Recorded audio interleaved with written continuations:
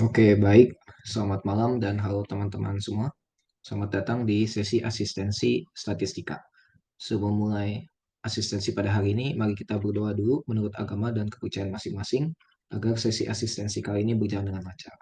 Berdoa dimulai. Berdoa selesai. Oke, baik. Perkenalkan saya Vincenzo Fabian Tisila, Tekom 24, di sini sebagai BP Aqua IME FTRI 2025 dan akan menjadi moderator pada sesi kali ini. Asistensi statistika hari ini akan diisi oleh Bang Radit dari Tekom 23. Terima kasih Bang sudah meluangkan waktu dan bersedia untuk menjadi pemberi materi. Oke, baik. Sebelum memulai, teman-teman bisa mengisi absen terlebih dahulu ya. Oke, untuk mempersingkat waktu, kami persilahkan kepada Bang Radit untuk dapat memulai asistensinya. Oke, thank you Vincent. Suara gue aman kan ya? Aman Bang? Oke, bentar. Hmm.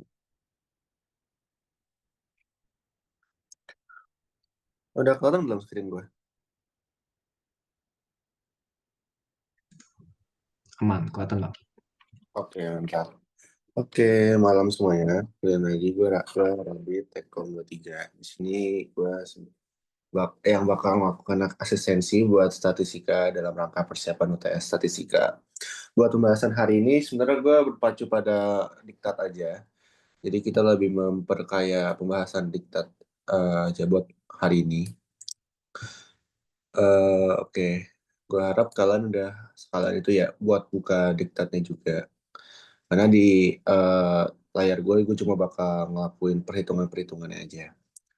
Oke, kita mungkin bakal mulai aja di, soal UTS tahun lalu tuh ada 4 soal dan ini masih dasar-dasar juga dan banyak yang mengulang juga soal perhitungan kayak rata-rata, mean, median dan sebagainya.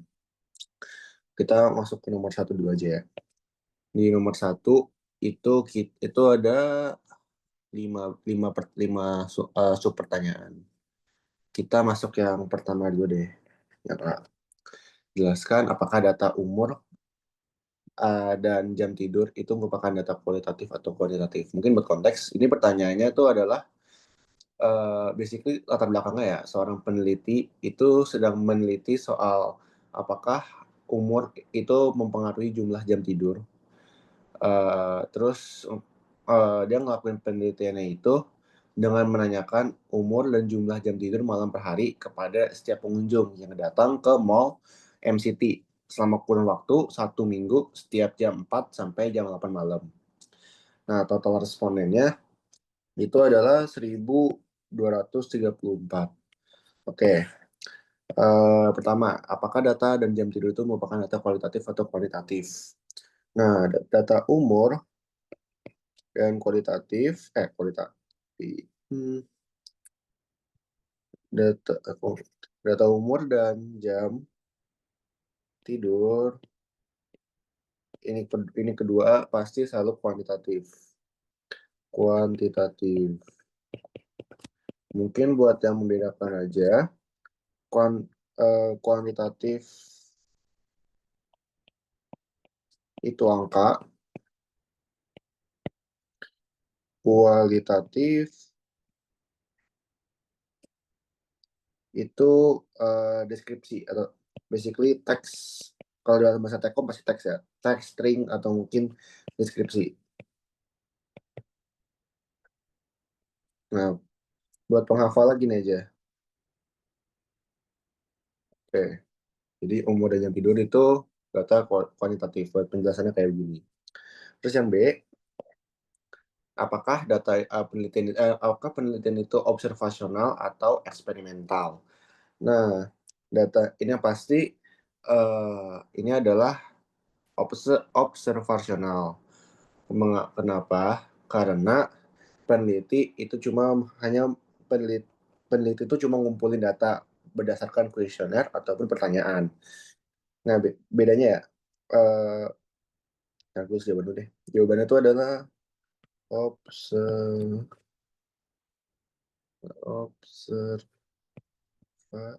Observasional. Nah, buat pembeda,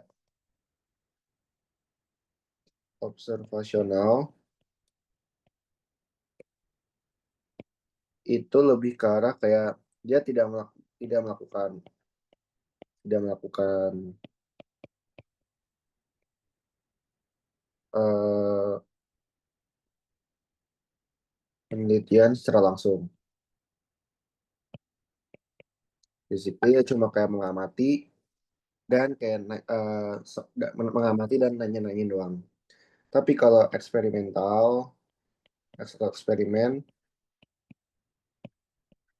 ya dia yang melakukan.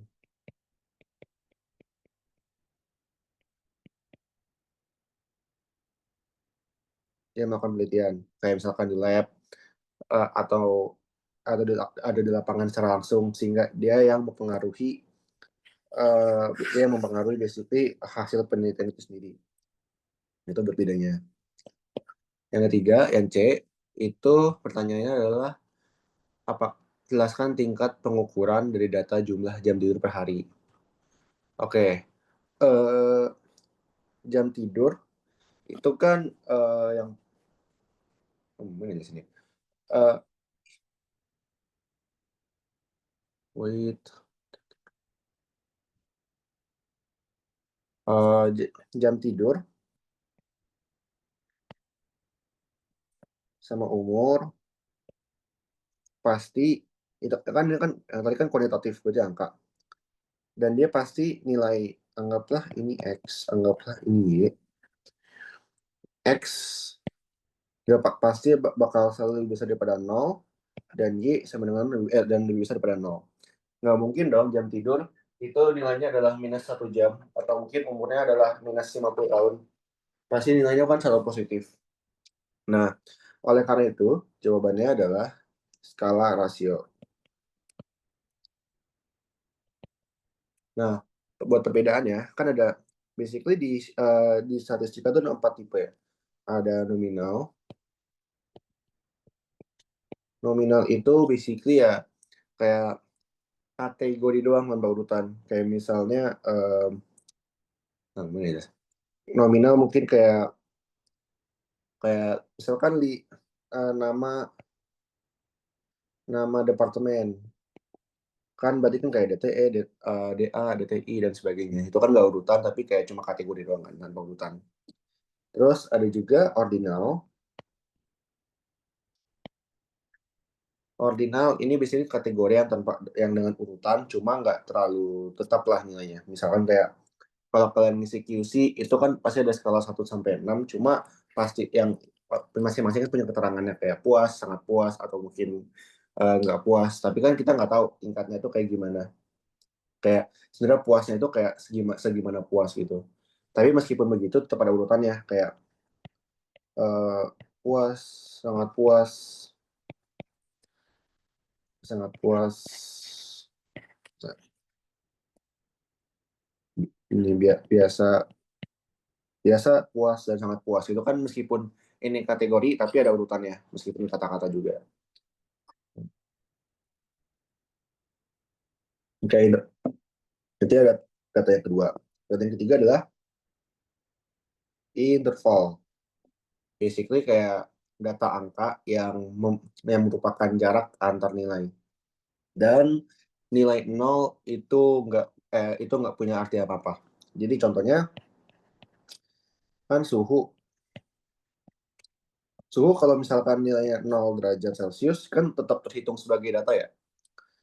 Atau mungkin -10 derajat Celcius, atau mungkin ya minus minus 666 derajat Celcius. Itu bakal selalu tetap dihitung data meskipun nilainya minus atau mungkin nol. Nah, yang terakhir adalah rasio. Rasio ya basically itu adalah mirip kayak interval. Dia punya jarak antar nilai juga, tapi nilai nol itu mempunyai artinya. Kayak misalnya tadi tuh umur, habis itu jam tidur,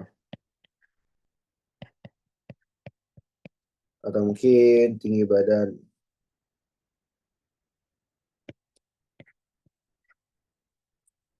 Nah, kayak gini. Mungkin nanti pas ngejawab soal mungkin bisa dipikir aja secara logika. Kira-kira data apa yang bisa dihitung sampai sampai yang nilai nol itu yang misalnya bisa dihitung sampai nilai nol ke bawah atau enggak. Itu bakal berbeda antara interval sama rasio. Kira-kira gitu. Oke, lanjut ke bagian D, populasi soal dan sampel. Populasinya apa, sampelnya apa? Populasi itu adalah keseluruhan objek yang menjadi subjek penelitian. Pada kasus ini, populasinya adalah semua pengunjung mall. Pengunjung mall, pengunjung ya, MCT lah maksudnya. MCT. Nah, sampel adalah 1, 2, 3, 4 pengunjung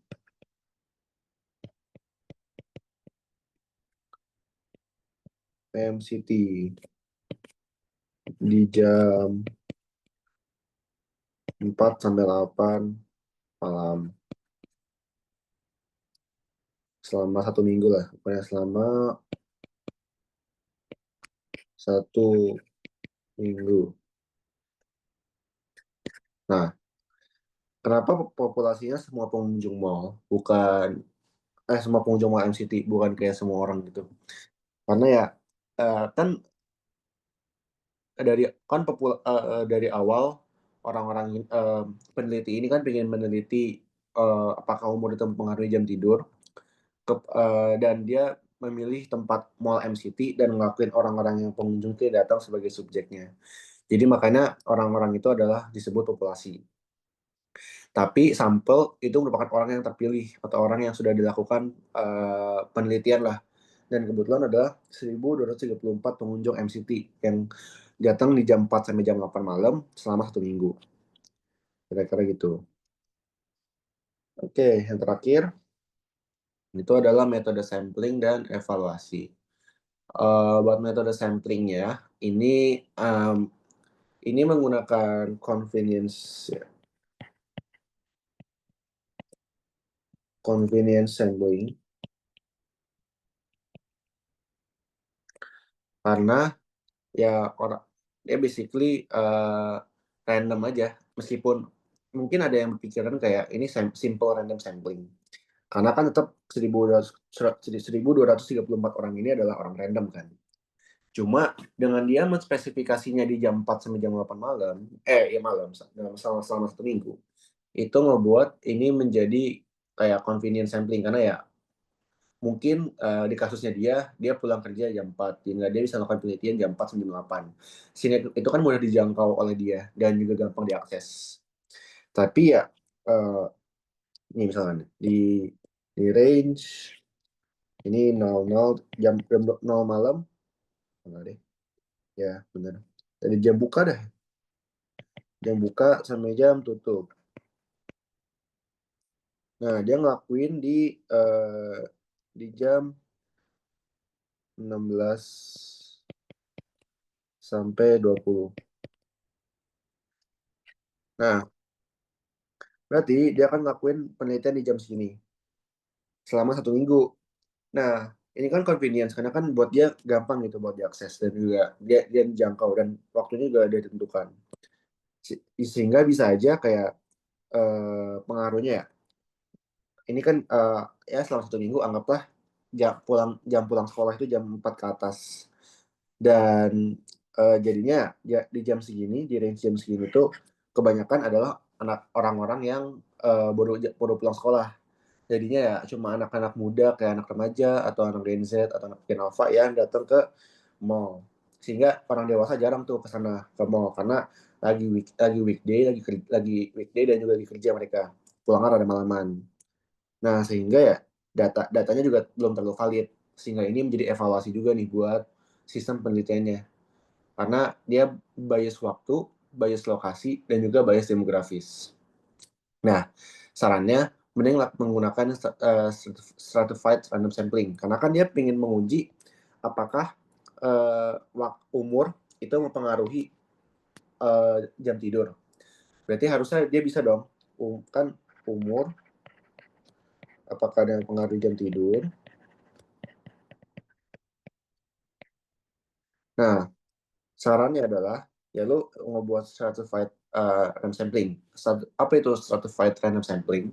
Itu merupakan pembagian populasi ke dalam kelompok berdasarkan karakteristik tertentu.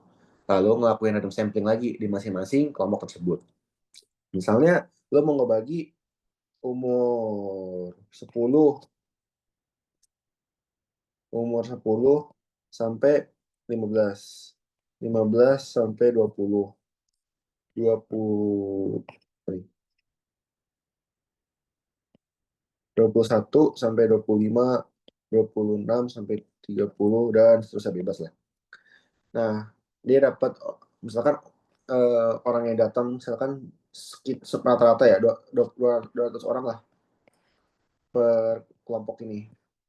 Terus dia ngelakuin deh stratified random sampling, di mana sekarang masih di sini dia dapat kayak 40 orang, di sini dapat 35 orang, di sini dapat 29 orang, dapat 50 orang gitu. Sehingga pembagian buat umur yang diteliti ini lebih merata, dan sehingga datanya lebih valid buat semua umur, sehingga dia bisa ngeliat lah secara point of view dia, melihat perspektif per umur itu gimana terhadap jam tidur mereka, begitu. Jadi tadi itu adalah solusinya adalah stratified random sampling. Oke, gitu. Ya, ini buat nomor 1. Oke, kira-kira ada yang mau nanya dulu gak buat nomor 1 sebelum kita lanjut ke nomor 2?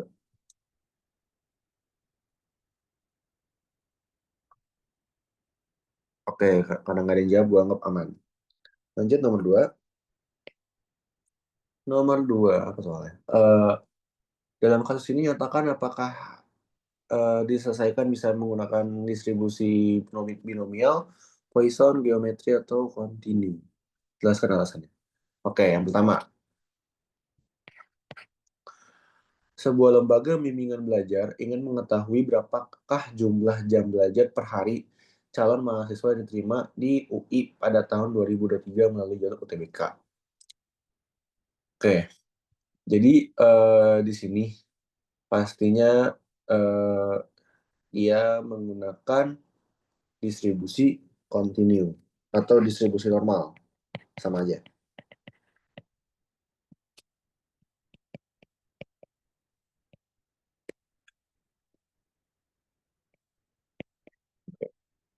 Alasannya apa? Alasannya apa? Ya karena dia ingin mencari basically jumlah jam belajar per calon mahasiswa. Jadi kan kalau kalian lihat tahu, itu aja.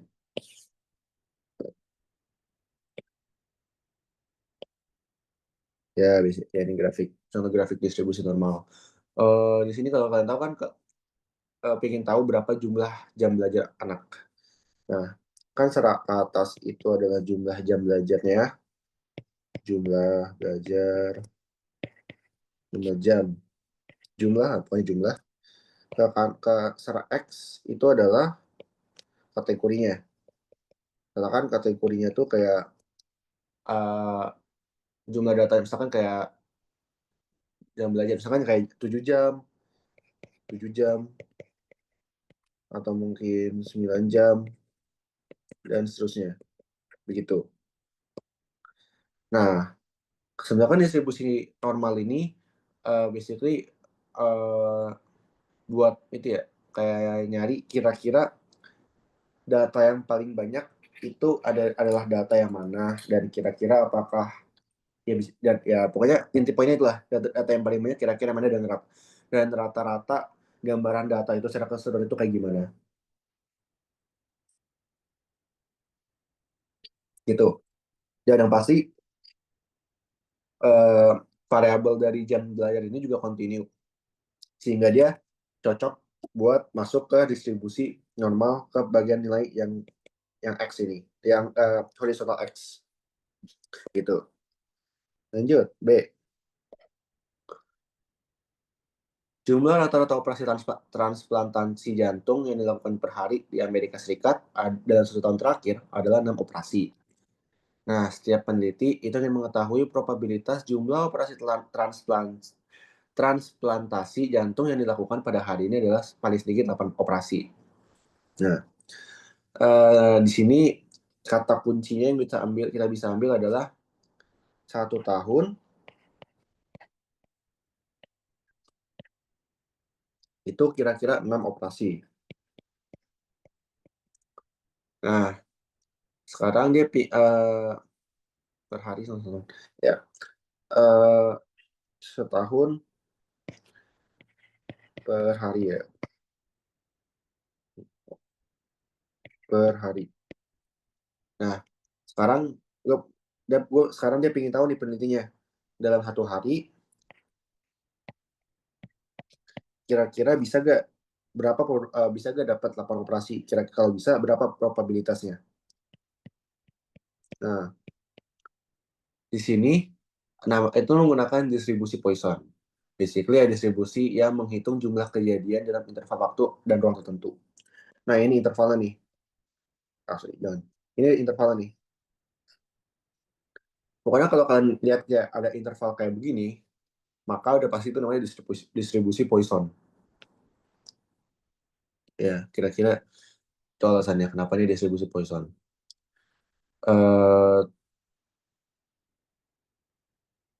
Ya, oke. Lanjut, yang terakhir soalnya tuh probabilitas seseorang lulus ujian tertulis untuk mendapatkan SIM itu adalah 3/4. Tentukan probabilitas Anda untuk lulus mendapatkan SIM pada percobaan pertama. Nah, kalau udah ngomongin eh, soal eh, soal probabilitas berhasil dan enggak, dan lo pingin nyari di percobaan ke N, maka itu udah pasti adalah distribusi geometri.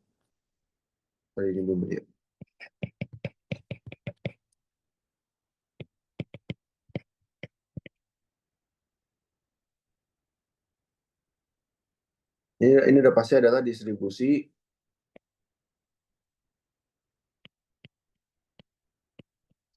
geometri.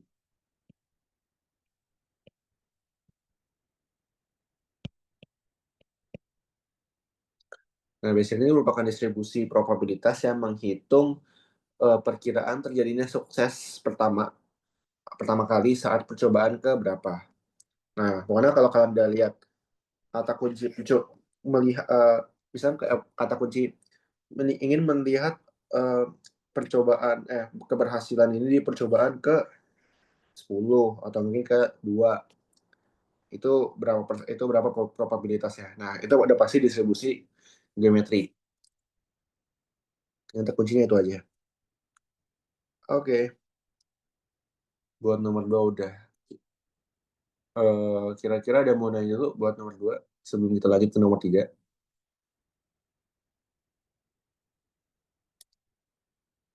Oke, karena nggak ada, kita lanjut ke nomor 3.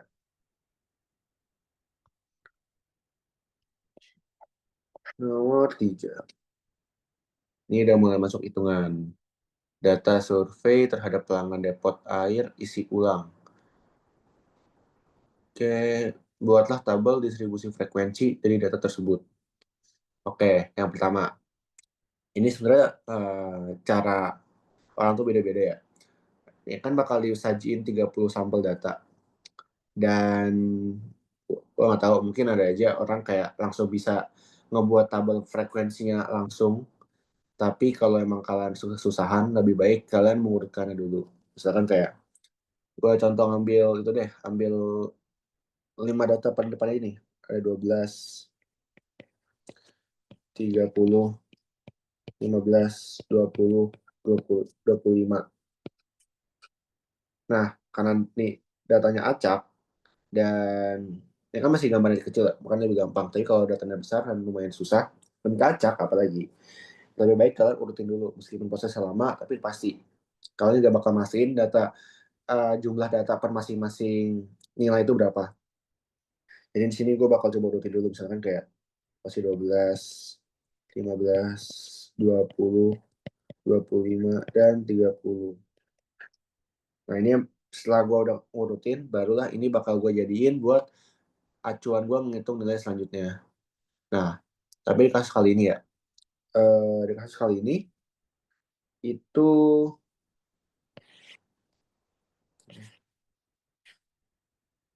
dia basically mencari tabel frekuensi. Nah, yang pasti dalam tabel tersebut kita ingin mencari datanya apa, frekuensi atau jumlah kuantitinya berapa, dan frekuensi relatif itu berapa. Oke, kalau kalian udah bisa lihat itu pasti udah nggak jawabannya ya. Tapi gue di sini bakal jelasin caranya, kayak penjelasan aja kenapa bisa menghitung kayak gitu. Pertama tuh kan ada konsumsi galon.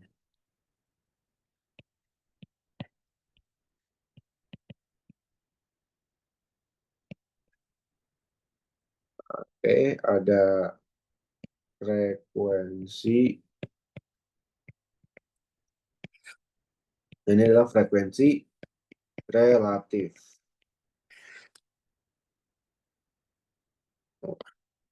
Oke. Nah, konsumsi. Gue ambil tiga data pertama aja. 12, 15, 19. Nah, pokoknya dari 30 sampel data yang udah kalian tadi urutin, itu kalian hitung tuh masing-masing berapa. Pada kasus kali ini, eh, datanya itu 12 itu totalnya dalam data itu adalah 1. 15 itu ada 4, 19 ada 1. Nah, pokoknya berapa totalnya kan ada 30. Nah, sekarang kalian bakal nyari frekuensi relatif. Frekuensi relatif itu nilai maksimalnya adalah 1 dan nilai tandanya adalah 0. Nggak mungkin di luar dari range tersebut. Frekuensi relatif itu basically bahasa simpelnya ya, itu kayak jumlah persenan. Persenan data tersebut ada berapa dari total jumlahnya. Di sini, frekuensi relatif dari konsumsi galon yang pertama itu adalah 1 dibagi sama 30. 1 dibagi 30 sama dengan 0,33333. Sama juga buat data selanjutnya. 430 sama dengan 0,133 terus. Ini sama juga. 1 bagi 30 sama dengan 0,33. Dan seterusnya. Sehingga total dari frekuensi relatif itu akan selalu 1. Nah, tadi yang gue bilang bahasa simpelnya, anggaplah kayak ini adalah ini kayaknya. Sorry, kok 0,33 sih? Maaf. Tidak mungkin segede ini. 0,03 dan ini 3 terus. 0, 3, 3 terus. Nah, anggaplah tadi bahasa gampangnya ini adalah 3,3%. Ini 13,3%. 3,3%. Jadi mana kalau ditotalin itu adalah 100%. Anggaplah kayak gitu buat angka simpel ya. Jadi ya gue ulang lagi, frekuensi relatif itu merupakan bagian persenan dari bagian data tersebut dalam total data yang tersedia. Total datanya 30, bagiannya ya ini frekuensinya masing-masingnya. Gitu buat yang A. Pokoknya kalian yang A itu bakal lengkapin tabel ini sampai ke bawah. Dan emang kalian harus banyak bersabar aja. Dan saran gue adalah kalian harus teliti banget dalam menghitung datanya. Karena kalau ada salah, pasti kalau ada yang salah pasti bakal ngitung ulang dari awal lagi. Oke. Nah,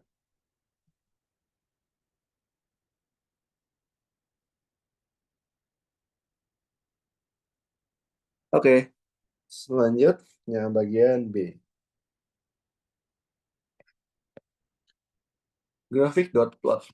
Ya, itu basically ya grafik sederhana lah buat menentukan gambaran jumlah data dalam bentuk titik-titik. Ya, itu pasti kalian bisa ya. Kayak begini. Di sana tadi ada 12. Terus ada 15. Nanti 12 sama 1. Ini berapa? 15 sama 19 sama 1.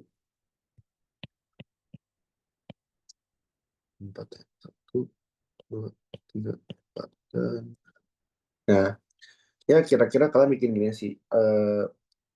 Basically dot plot doang. Dan secara garis horizontal itu adalah data atau mungkin konsumsi galon ya.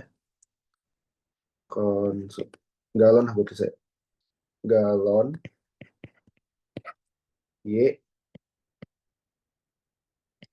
itu frekuensi. By the way, jangan nanti pas kalian ngerjain grafik kayak begini, jangan lupa buat nulis keterangan ini, karena ini bakal, oh, sabar, pencet. Ya, buat nulis keterangan ini, karena ini bakal penting banget, dan pasti Pak Dodi sekarang ya, Pak Dodi bakal pentingin banget buat kerapihan datanya dan kejelasan datanya, apaan keterangannya, gitu. Ya, pokoknya nanti kalian lanjutin aja, dan berarti kan ini satu juga nih. Ini juga berarti ini 4. Itu. Jangan lupa juga nulis keterangan di bagian kiri juga nih. Ya, kira-kira gitu aja. Buat yang B. Yang C, ngitung median, min, sama modus. Ya, ini berdasarkan tabel aja ya. Kalau min ya, itu bisa ya rata-rata ya. Rumusnya cuma sigma xi dibagi dengan n.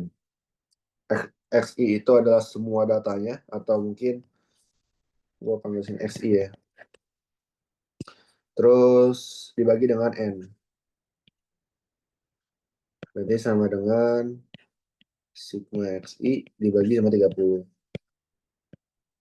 Nah, kalian hitung nilai xi-nya itu berdasarkan ini ya. Jadi kalau 12 12 di sini 12. Lalu frekuensinya 1, ya udah 12 kali 1 sama dengan 12. 15 kali 4. Berarti ini ada buat kesini sini. XI. Oke, berarti di sini 12. Di sini 15 kali 4, jadi 60. Terus 19 kali 1, 19. Dan seterusnya. Kalau udah, bodoh deh. Nanti kalian tambahin di sini. Dapatnya nanti adalah 663. Setelah udah dapat, ya udah langsung bagi aja berarti. 663 bagi 330. Sama dengan 22,1 galon. Ini buat rata-rata. Buat median, ini basically N bagi 2 aja. Atau ya 1/2 kali N. N 30 berarti 15. 5, berarti 1/2 kali 30 sama dengan 15. Dan ingat kalau misalkan ganjil itu berarti harus dibandingin dengan data setelahnya, yaitu berarti sama 16. Jadi nanti di data ya ini. Data ke 15 sama 16 di sini yang bakal jadi median. Nah, kenapa harus di tengah-tengah?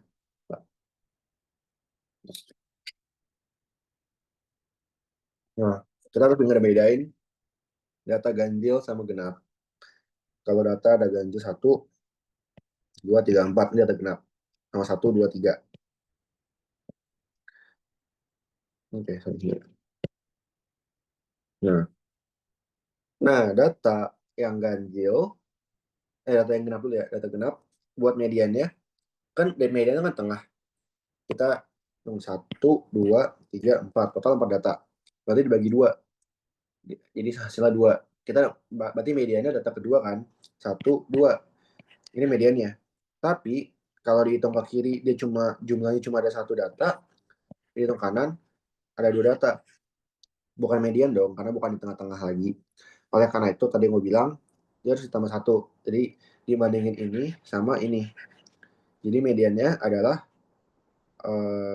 ya 2,5 lah. Itu nilai mediannya. Terus buat rumusnya, rumusnya 2 tambah 3 bagi 2 sama dengan 25. Kalau ini kan sama nih, datanya misalkan tadi 1/2 dikali n data, n-nya 3 sama dengan 1,5. Bulatkan ke atas jadi 2. Data kedua 1, 2. Nah 2 udah pasti data tengah, karena ke kanan 1, ke kiri 1, jadi aman.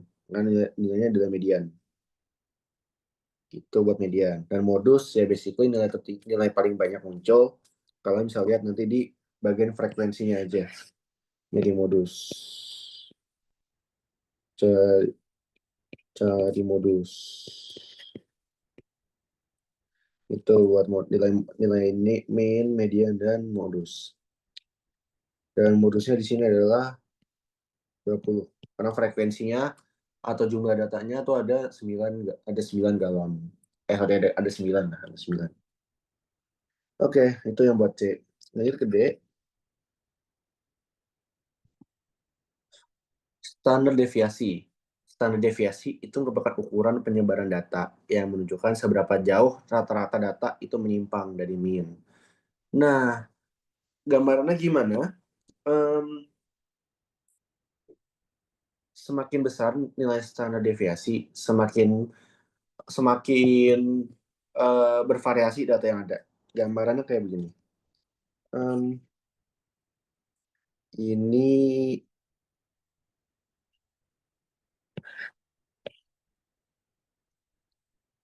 kita bandingin dua grafik ya.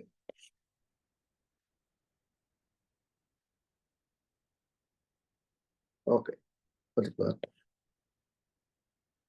Oke, kalau kita lihat di sini, dia mulai turun itu di sekitar sini lah, ya. Tapi kalau di bagian bawah, grafik bawah, itu dia ada di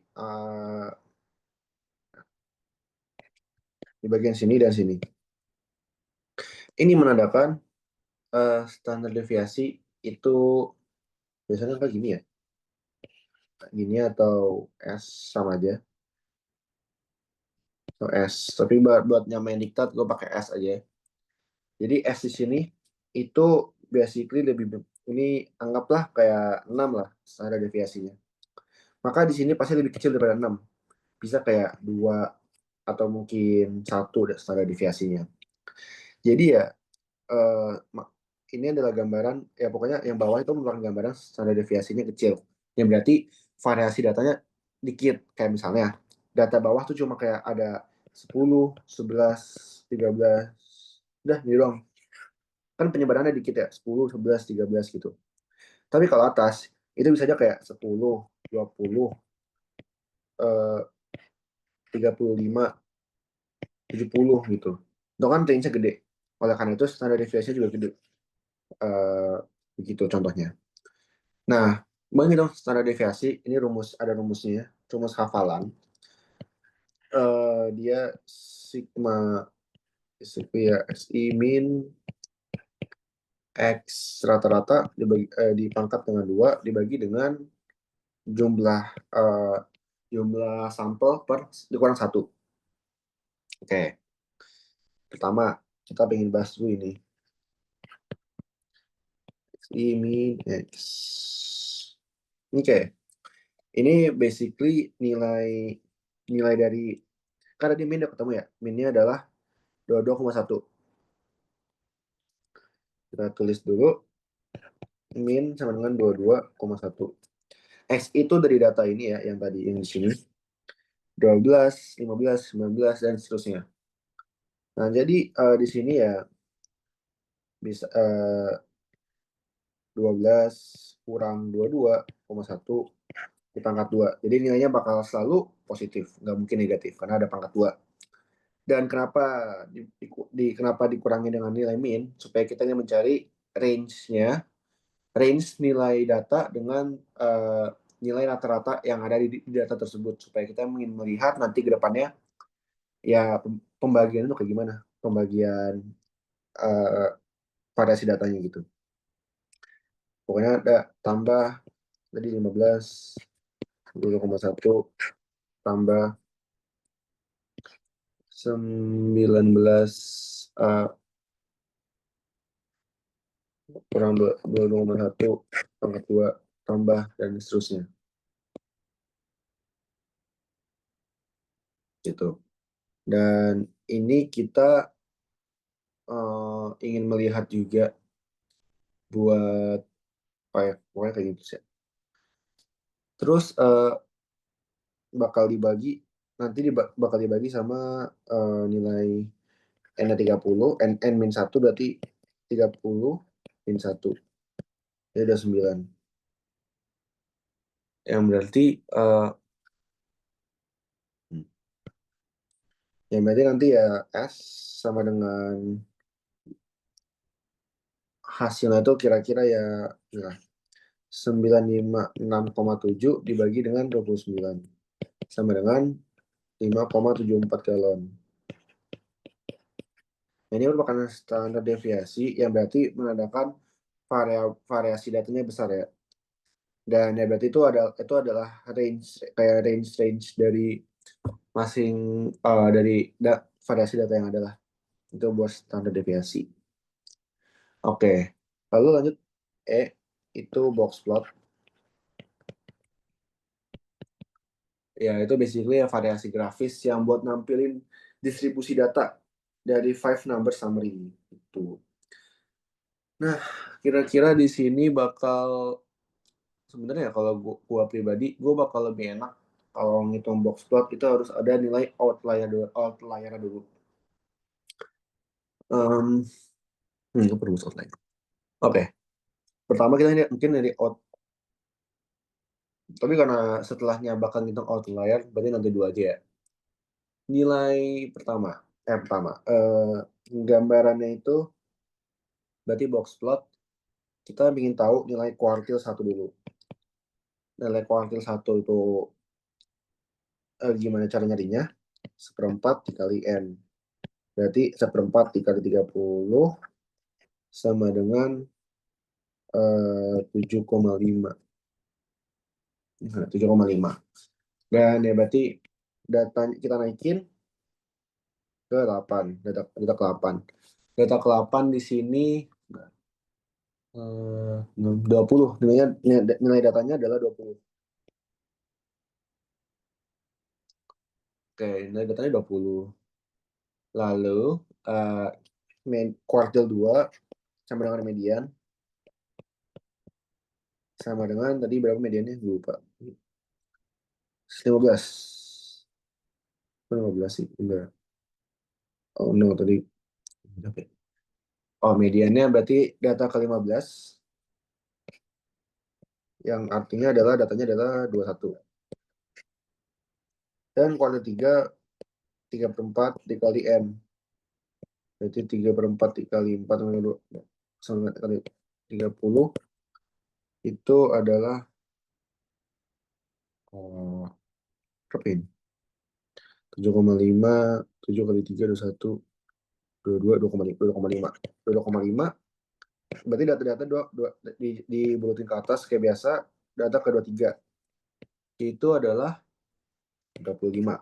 Data kuantil yang 3. Lalu nilai maksimum. Nilai minimum dan maksimum buat nyari. Nilai minimum itu sebenarnya nilai sebelum menyentuh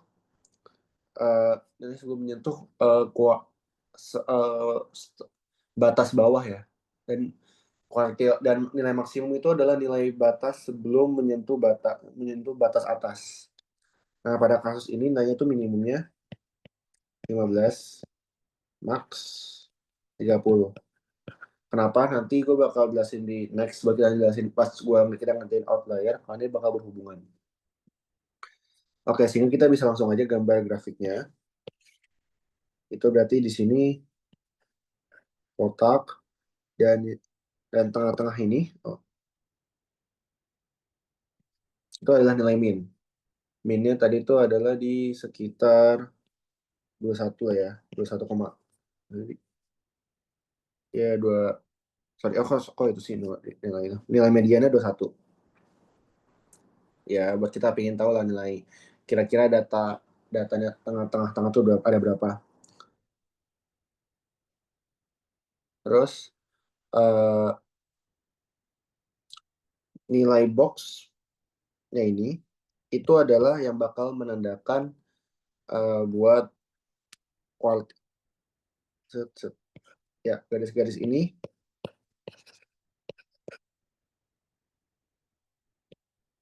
adalah 25. Oke. Ketiga garis ini tuh menandakan kuartil 1, kuartil 2, kuartil 3. Lalu baru deh ada garis yang bakal narik lagi nih. Dari sini sampai sini. Ini yang bakal menandakan buat batas bawah. Batas bawah tadi itu adalah nilai minimal. Itu adalah, sorry, nilai minimalnya ada 15. Dan ini adalah data 30. Atau nilai maksimumnya. Nah, tapi kita juga ingat ada data di luar itu juga. Data 12 sama 40. Tapi karena ini adalah data yang berada di luar jangkauan nilai minimum, nilai minimum dan maksimum, maka itu disebut nilai outlier. Nah, buat perhitungan outlier gimana? Setelah ini, nah kita bakal langsung masuk nih ke outlier. Hmm.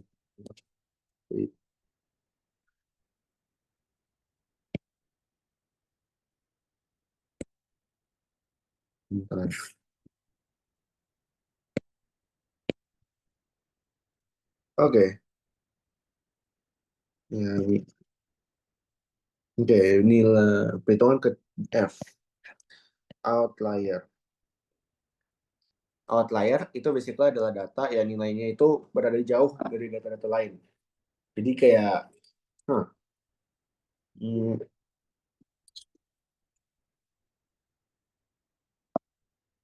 biasa kalau mau parodi atau prima, bakal kelihatan banget data outlier itu kayak gimana. Misalkan lu punya data 30, 40, 49, 21, sama 143. Di manakah data outliernya? Kan ini udah pasti ketahuan banget. Nilainya itu adalah 143. Karena ya range dari 30 ke 40 aja paling gede ya dari 4 ini. Paling dari 20 ke 49. Ya kan 49 nih. Ya itu kayak sekitaran ya 28 lah, 28 doang range-nya. Tapi nggak mungkin segede sampai 100-an juga dong datanya. Oleh karena itu 143 itu disebut data outlier. Ini ya secara skill saja kita bisa tahu outlier. Tapi gimana kalau misalkan datanya tuh kayak dempet-dempetan kayak begini nih. 12, 15, 15. Kan range-nya kan nggak segede 143 tadi ya. Nah, oleh karena itu ada perhitungannya juga. Buat perhitungannya, hmm, oke. Okay. Oh, nice. Uh, buat perhitungannya nih. Pertama kita harus nyari metode namanya IQR. IQR itu merupakan range lah. Kita menghitung range kuartil 3 sama kuartil 1. Berarti kuartil 3 kurang kuartil 1 sama dengan berapa Q3 Q1-nya?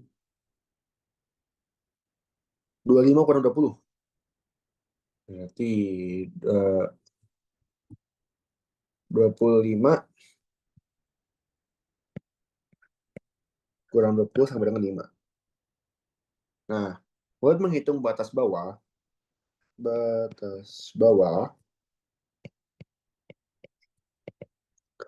itu kita bisa menggunakan rumus ini. Q1 dikurang 1,5 yang dikalikan dengan IQR. Ya berarti nilai Q1 tadi kan 20. Dikurang 1,5 kali 5. Ya, 12,5. Dari atas. Berarti Q3 sekarang. Kali ini ditambah ya guys. Karena kan kita kalau minus, berarti kan ke arah kiri.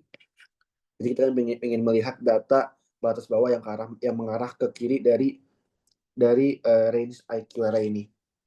Tapi karena batas atas, itu kita ingin mencari yang bagian kanan dari bagian box IQR tadi, yang box ini loh. Box nih. Gitu. Nah, oke. 1,5 dikali IQR. Tetap sama ya rumusnya. Dikali 1, ditambah 1,5 kali IQR adalah 25 tambah 1,5 kali 5. Atau ya, berarti 32,5. Nah, berarti dalam range data ini,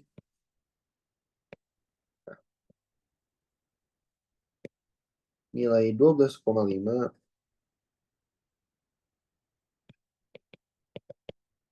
sampai 32,5.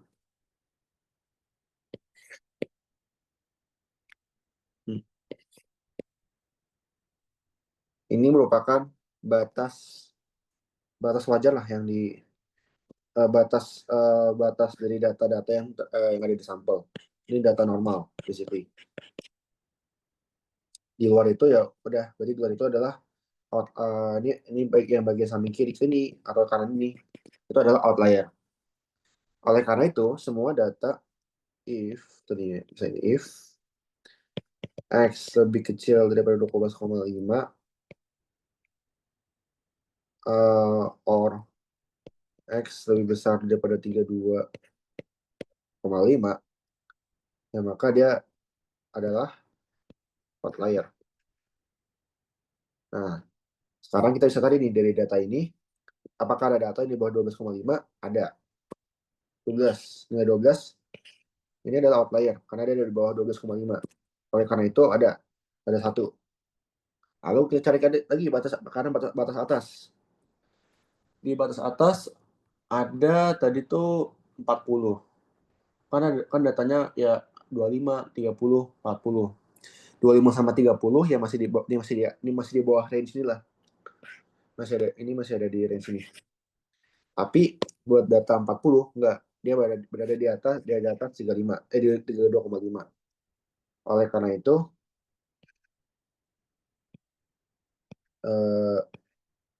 data 40 juga termasuk outlier. Gitu buat outlier. Lanjut, ini F udah. G sekarang. Oh iya, unusual data.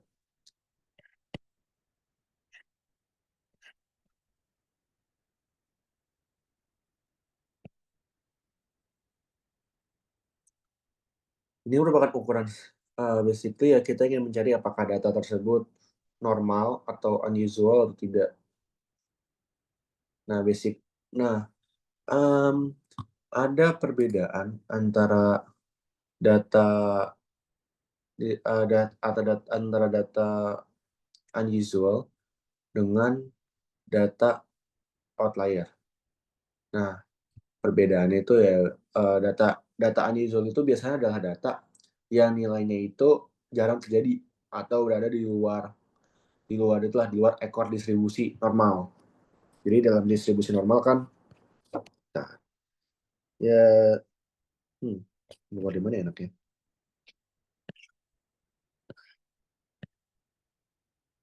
Nah, setelah ini set. Oh,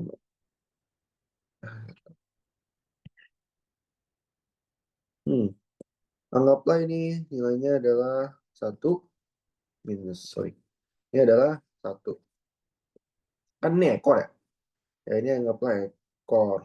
Sini ekor. Tapi di sini tuh adalah nilai unusual di luar data tersebut, di luar data ini. Nah, kalau outlier itu masih ada di range ini outlier. Tapi rada ya hampir mendekati lah ke sini ke nilai min 1 atau 1 sehingga nilainya itu rada kayak ekstrim atau jauh banget dari nilai yang lain-lainnya itu. Oleh karena itu, kita ingin mencari nilai unusualnya. Kita dari kita. Oke. Pertama kita bisa pakai rumus pakai Z ya, distribusi Z. Itu rumusnya adalah X dikurang dengan X min dibagi dengan standar deviasi. Oke, sorry, S. Oke. Deviasi udah. Oke. Oke. Nilai X di sini itu kita cuma masukin nilai-nilai dari data outlier. Jadi sebenarnya kalau lu sebelumnya nggak nemuin data outlier, maka kita nggak usah nyari data unusual data. Tapi kalau ada data outlier, baru lo harus ngelakuin apakah data outlier tersebut unusual atau tidak. Oke, jadi pertama kan tadi ada 12 sama 40. 12, 40. Kita coba yang 12 dulu. Set 1, 12 dikurang 22,1. Ini. Apa nih? Ini.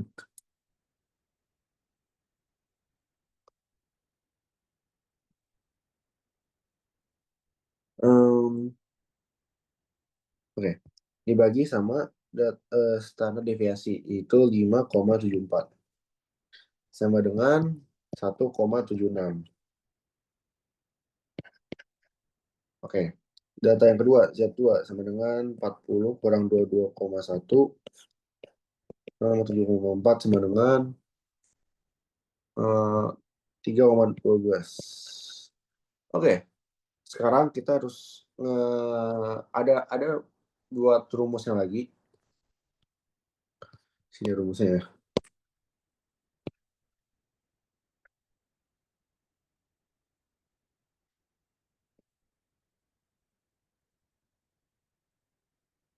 Oke, kalau data di atas 2 itu dianggap unusual.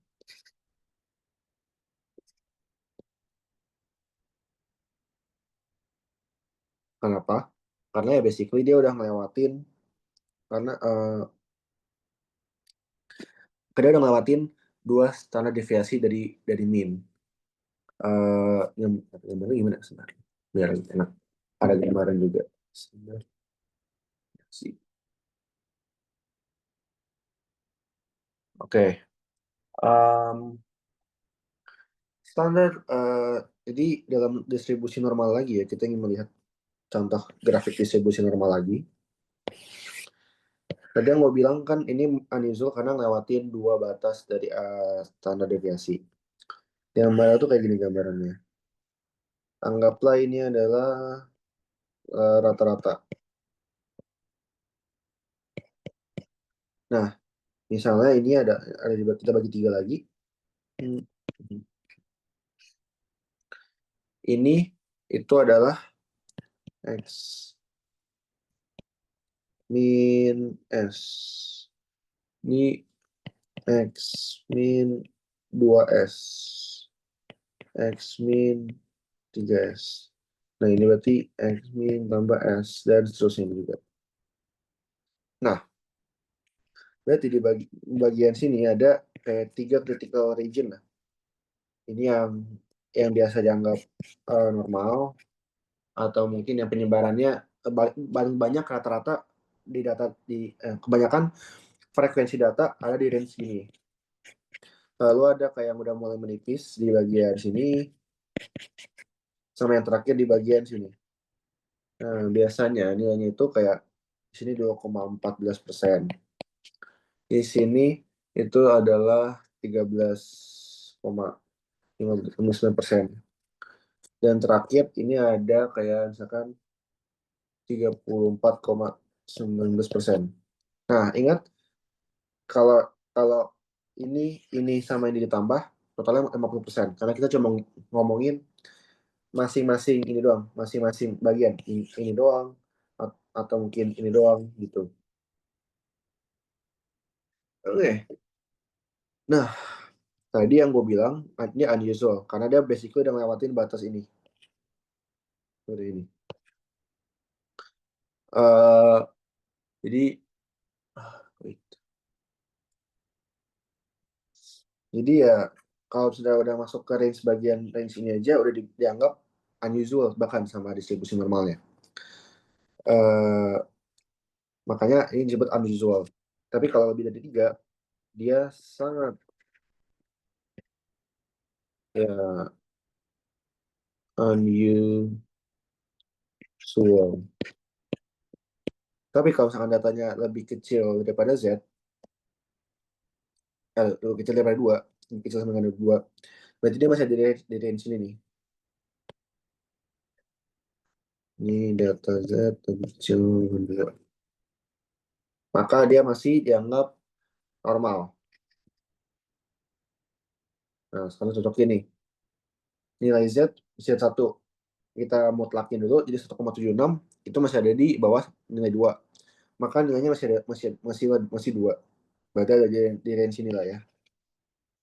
Mungkin di sekitar sini. Terus data yang kedua atau yang 40 itu di 3,12. Berarti dia kan berada di luar range 1, 2, 3. Di luar range ini dong. Sorry, balikan ini. Sorry. Sini kata, sini. Oleh karena itu udah disebut data yang sangat unusual. Nah, kira-kira begitu buat yang data unusual. Oke. Ini sekarang lanjut ke bagian Sekarang bagian ke H. H.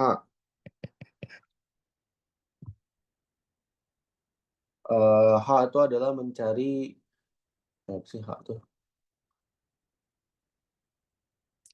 H itu adalah mencari nilai estimasi interval untuk mean populasi dengan tingkat keyakinan 95%. Oke, kita udah mulai main ke data distribusi nih. Distribusi confidence level itu adalah confidence level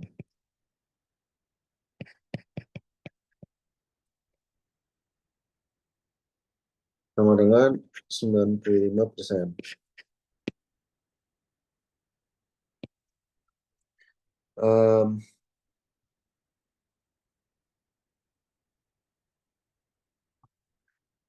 Confidence level 90 berarti buat nyari ini kan kita bakal make distribusi T ya sih gue ya kita menggunakan distribusi T. Hmm.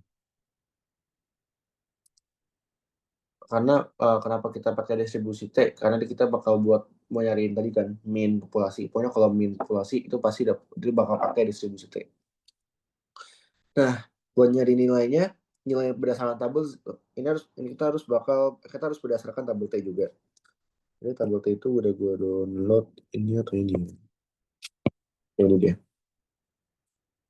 Oke. Kita ingin melihat distribusinya, tapi kan data-datanya kan ya kita tidak tahu ya banyak banget data angka-angkanya. Oleh karenanya kita harus mencari kira-kira kita pakai opsi yang mana. Buat tahunnya gimana? 95% itu adalah 0,95. Kita harus kurangin buat kita mencari nilai yang nggak confidence. Berarti nilai 1 dikurang 0,95 sama dengan 0,05. Tapi karena ini kan dari data keseluruhan dari ini ya, data ini, ya hitung semuanya. Tapi karena kita ingin menghitung di salah satu bagian, masing-masing bagian, harus dibagi 2.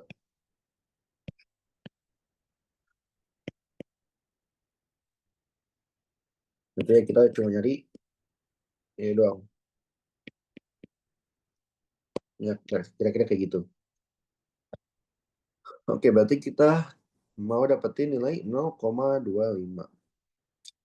Oke. Buat nyari kan nih aspeknya ada 2. ada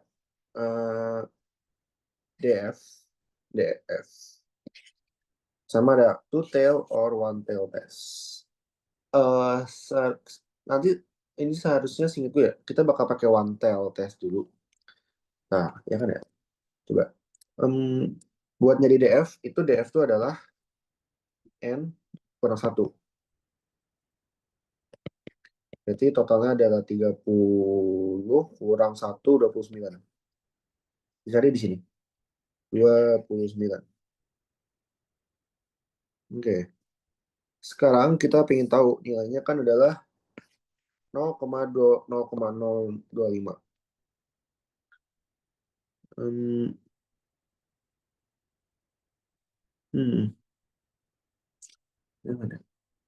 Nah, karena kalau misalkan dosennya nggak ngomongin, nggak mention apapun soal one tail test atau two tail test, kalian bakal selalu pakai, ya, gede sih. Ya, one tail test aja. Lalu kalian bisa cari deh. Di sini kan tadi nilainya adalah 0,025. Berarti yang kalian bakal pakai ini.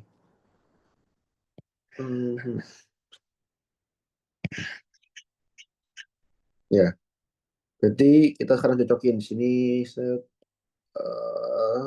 Ya, ini, oke. Jadi di sini nih datanya, yang kita pakai 2,045230. Tapi kalian sederhana aja di 2,045. Lalu masuklah ke rumus. Rumusnya itu adalah C. Oh, cut. Wait.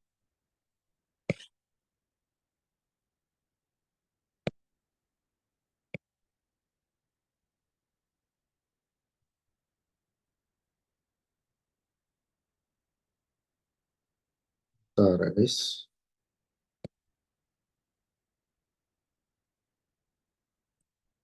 Oke. Buat rumusnya itu adalah CI sama dengan nilai rata-rata plus minus nilai confidence level tadi itu berarti T alpha plus 2.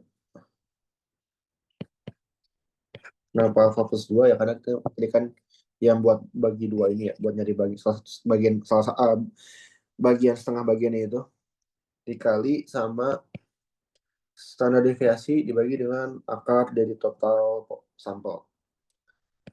Rata-ratanya tadi itu berapa tadi? Rata-ratanya adalah 22,1 ditambah 2,045 pertama ya. CI pertama dikali dengan 5,74 dibagi sama akar 30. Hasilnya ini adalah 24,24. Terus CI kedua saya cari 22,1 dikurang kali ini. 2,45 5,74 dibagi akar 30 sama dengan 19,96. Ya, ini dua data ini adalah buat kita nyari nilai min populasi untuk confidence level di interval 95%. Jawabannya jadi dua, ini sama ini. Oke. Yang terakhir itu adalah mencari jumlah sampel minimum.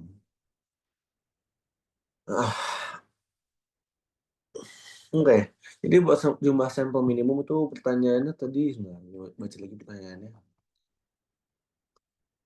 Dengan tingkat keyakinan 95%. Dan jika ingin error 1 galon, berapa jumlah sampel minimum? Oke. Di page baru aja.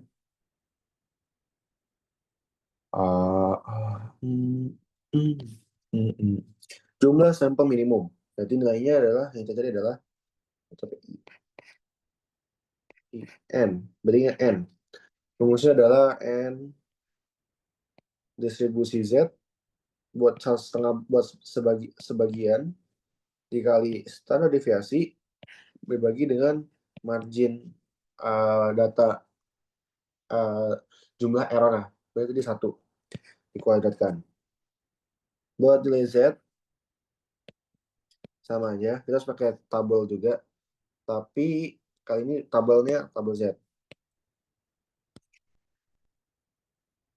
Buat tabel ini sebenarnya nggak perlu kalian takutin, karena ini bakal dikasih nanti di bagian halaman belakang statistika. Harusnya gitu ya, soal tahun lalu kayak gitu.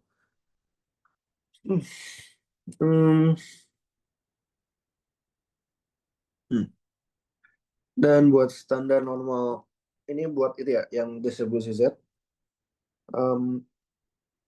Tadi kita melihat confidence levelnya itu adalah 95%.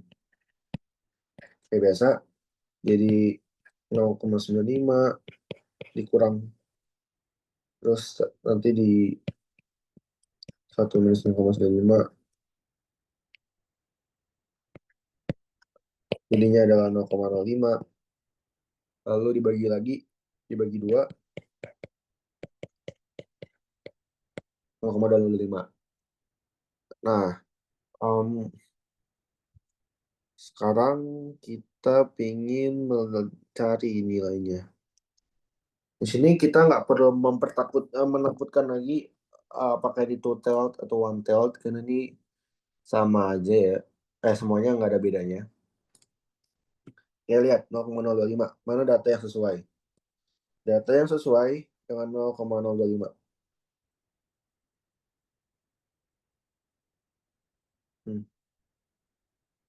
Di mana ya?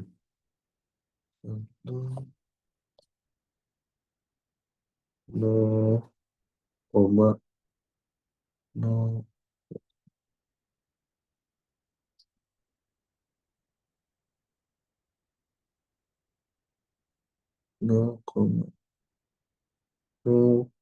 sebentar.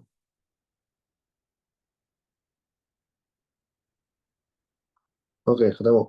Ini. Memang harus teliti, guys. Nah, ini adalah 0,025. Berarti di sini kita ingin melihat nih. Kalau buat tabel Z, cara bacanya, kita pertama, kan kalau tabel Z tadi, itu kalian harus lihat dari sini ya. Dari perhitungan dari perhitungan tail testnya sama jumlah DF-nya. Kalau kali ini enggak, langsung aja. Tapi kalian harus cari dari datanya. Dan kalian baru deh lihat itu di bagian X sama Y mana. Ini kan bagiannya ini 1,9 sama 0,06. Digabung aja jadi ini ada minus 1,96. Ini adalah minus 1,96. Tapi karena kita ngomongin besaran ya, kita ngomongin besaran, makanya nilainya bakal dimutlakin. Bakal jadi 1,96. Oleh karenanya, ya udah masukin ke rumus saja. N 1,96 dikali standar deviasi ya dibagi dengan tadi nilai yang mau error itu sama dengan 126,57 dibuatin jadi 127 gitu. Kira-kira begitu uh, buat nyari minimal sampel lah untuk dapetin estimasi error. Jadi kalau misalkan kira-kira dalam 127 pelanggan, kira-kira ada maksimal errornya 1 galon buat kepercayaan 95%. Itu. Oke. Oke. Itu buat nomor 3. Kira-kira sebelum gue lanjut ke nomor terakhir, apakah ada yang mau nanya dulu, guys?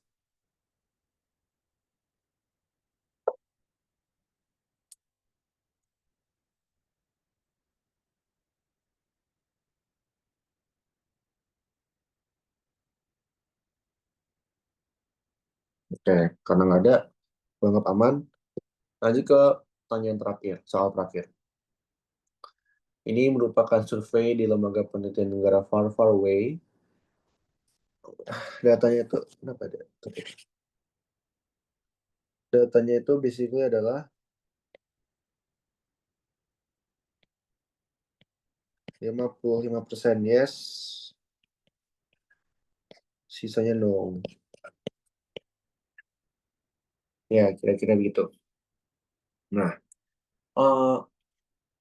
sekarang pertanyaannya yang pertama.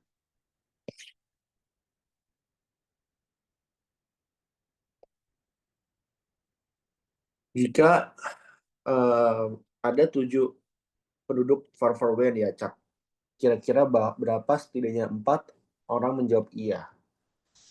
Nah, di sini kita tahu kalau misalkan probabilitasnya itu 0,55. Maka Q sama dengan P min 1 tadi tuh. Sorry, balik. 1 min P sama dengan 0,45. Nah, setelahnya kita ingin cari tahu sekarang probabilitasnya berapa. Nah, tadi kan ngomong setidaknya 4. Setidaknya 4 itu artinya adalah minimal 4. Kalau minimal 4, berarti kita ingin tahu kalau misalkan kemungkinan 4 yang 4 yang ngomong iya, 5 yang ngomong iya, 6 ngomong iya, 7 ngomong iya. Ini total berapa? Total probabilitasnya. Oleh karenanya, kita ingin cari tahu nih buat yang pertama. P X min 4. Pertama kita cari tahu dulu nih. 7 C4 atau ini kan buat perhitungan kombinasi ya. Bebas antara kalau mau nulis 7C4. 7C4 itu bisa aja kalian nulis kayak 7 sama 4 kayak gini. Kayak penulisan vektor lah. 7,5 7,5 gitu. Tapi di sini gue pakai 7C5 dikali dengan 0,55, di mana persentasenya pinginnya 4 yang ngomong iya, dan sisanya tuh ya sisanya ngomong enggak. Maka bakal didapat hasilnya adalah 0,2918. Terus berlangsung juga nih buat ngetes. Sama dengan 5, berarti ya 7 per 5, 0,55 dipangkat 5 kali ini, dikali 0,45 dipangkat 2, sama dengan 0,2140. Dan seterusnya buat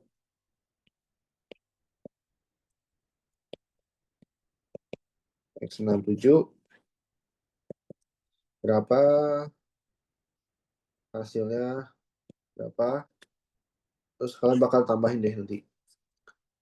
Tadi ditambahin adalah 0,6082. Kira-kira gini hasilnya. Ini merupakan total probabilitas buat setidaknya 4 orang yang ngomong iya. Itu. Lanjut yang ke B.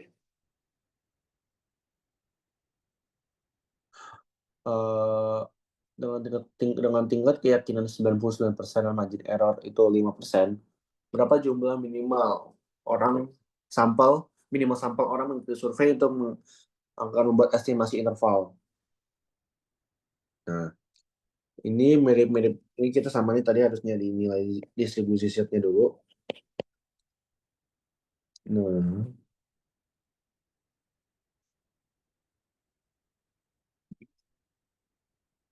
jadi itu adalah 99%. Artinya 0,99 bakal dikurangin 0,01 dibagi dengan 2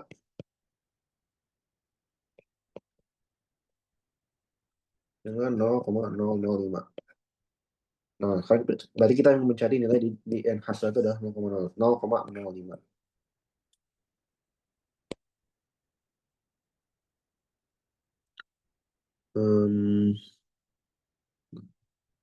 Apa tuh? Wah, Korea. Sini. Oke. Sebenarnya lebih baik kalian gunain angka yang ada di atasnya aja.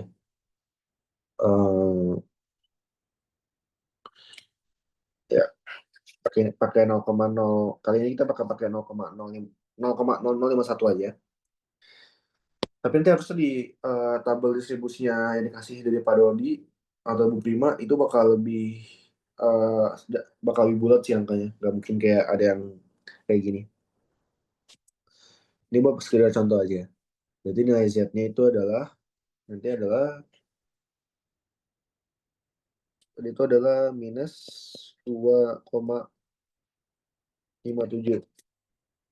Berarti kita langsung masukin rumus aja. Rumus N buat distribusi yang kayak begini, itu adalah Z dulu, margin of error kali 2 dikali dengan P dengan semua kemungkinan yang ada. Jadi di sini Z-nya tadi adalah berapa tuh? Minus 2,57. Tapi ingat kita ngomongin besaran, kita bakal mutlakin 2,57 dibagi dengan margin of error 5%. 5% jadi angka biasa itu adalah 0,05. Dikali dengan 0,55 dikali dengan 0,45. Hasilnya adalah 656,94 atau ya dibulatin jadi 657. Ya, ini buat kira-kira minimal 657 orang buat sampel dengan estimasi interval proporsi keyakinannya 99% lah. Dengan margin errornya adalah 5%. Nah, kira-kira gitu sih guys. Biasanya sih semakin gede tingkat keyakinan, semakin banyak juga minimal sampel yang diperlukan. Dan juga semakin kecil, dan semakin kecil margin errornya, semakin besar semakin kecil. Jadi kebalikannya, semakin kecil. Semakin kecil margin error, semakin besar juga minimal sampelnya. Harusnya gitu. Ya kan ya? Iya. Oke. Kira-kira itu sih guys buat statistika mau pembahasan diktatnya. Karena udah selesai juga soal pembahasan soal diktatnya, kira-kira ada yang mau nanya nggak dari soal nomor 1, 2, 3, 4?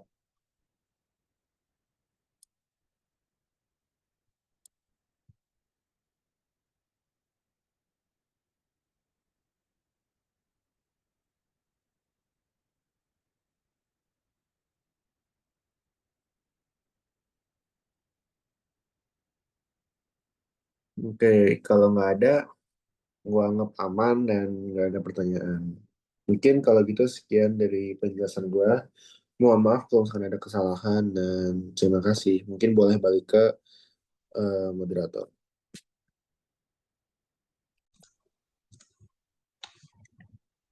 Oke, baik. Terima kasih banyak Bang Radit atas materi yang diberikan.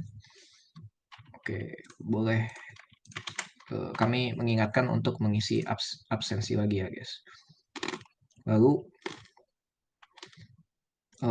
untuk diktat UTS ganjil serta diktat dari tahun-tahun sebelumnya dapat diakses di website Ako. Terus untuk rekaman asistensi yang ini juga nanti bisa ditonton di YouTube Ako. Baik, terima kasih sekali lagi kepada Bang Adit atas waktu dan ilmu yang diberikan. Untuk menutup sesi kali ini, mari kita berdoa menurut agama dan kepercayaan masing-masing. Berdoa dimulai. Berdoa selesai. Baik, terima kasih banyak teman-teman semua. Semangat menjalankan UTS-nya. Semoga dilancarkan. Baik, boleh meninggalkan meetingnya ya teman-teman.